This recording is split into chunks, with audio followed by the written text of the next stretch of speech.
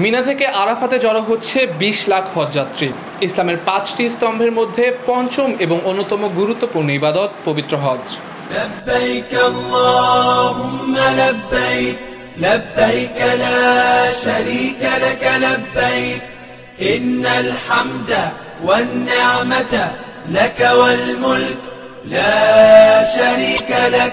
আজ শনিবার ১৫ জুন আরবি মাসের ৯ জিলহজ। আজকের দিনেই সৌদি আরবের পবিত্র নগরী মক্কার ২০ কিলোমিটার দক্ষিণ পূর্বে আরাফাতের ময়দানে সমবেত হচ্ছেন বিশ্বের বিভিন্ন দেশ থেকে আসা লাখ লাখ হজযাত্রী। এটি পবিত্র আরাফাত দিবস হিসেবেও পরিচিত।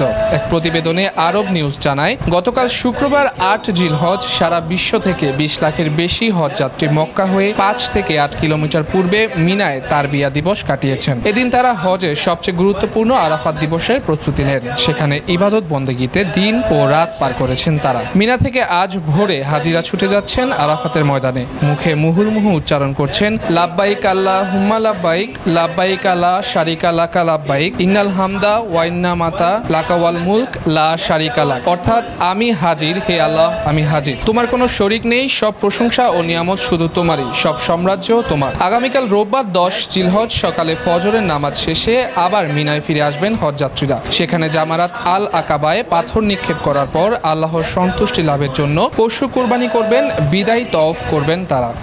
লব্বাইক আল্লাহুম্মা লব্বাইক লব্বাইক লা শারীকা লাক লব্বাইক ইন্নাল হামদা ওয়ান নি'মাতা লাক ওয়াল মুলক লা শারীকা লাক।